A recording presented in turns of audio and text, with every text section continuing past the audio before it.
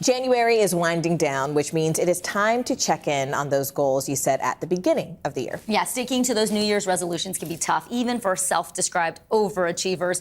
But our next guest says it is possible. You just need to plan like a CEO. Joining us now, Lisa Sun. She is the founder and CEO of Gravitas New York. Lisa, welcome back to NBC News Daily. Thank you so much for having me. We're happy to have you. Okay, so what are some of the biggest mistakes that people make when they're trying to stick to their resolutions and planning out the year? Yeah, and I've spent 25 years advising Fortune 500 CEOs, running my own company, and what I've realized is a goal without a plan is just a wish. Resolutions are basically wishes. It's not because we lack motivation or discipline, it's because wishes are hopeful, vague, and they're not strategy. And so what I've learned is you can take the toolkit that the world's most famous CEOs use and apply it to your own life in 5 steps. Okay. What are those 5 steps? I know. That would be a natural question. So the first one, and this is the most important one that people skip, a personal diagnostic. How do you feel about every part of your life right now? Most people jump to the second step, which is brainstorming your goals.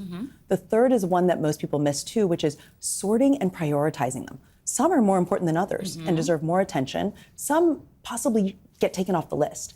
The fourth is for your biggest goals, like writing a book. Vicki, you wrote a book. You backwards plan them. You say, here's my deadline, and I plan backwards.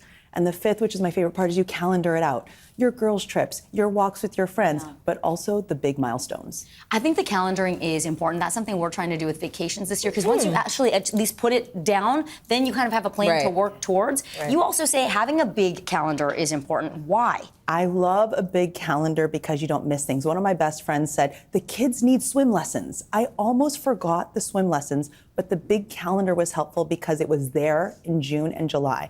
And this, we're showing a photo. This isn't the one in my office. I have one in my office, and I have one at home. It's from Amazon. It's $25.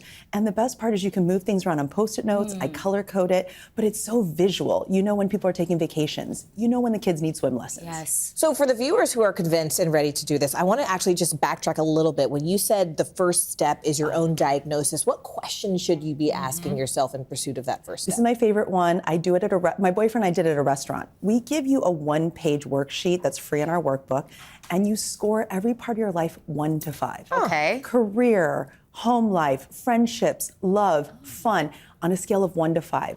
1, not satisfied. 5, very satisfied. And you literally score it out. If you've got a lot of 1s, this year is not your best year yet. It's a rebuilding year. You're gonna rebuild those foundational elements. If you've got a lot of 4s and 5s, hey, this year's a growth year. I can take on more because there's so many parts of my life that are working. And this diagnostic is huge. It's what companies do. They say, here are our strengths, here are our weaknesses. Okay, now we're capable of doing more, or no, we've got to go fix some fundamentals. You got me thinking like a CEO. I know. Lisa Sun, thank you so much. We really appreciate your time. Thank of course, you. your expertise. Thank you. Thank you, Lisa. Keep it here. You are watching NBC News Daily on this Friday.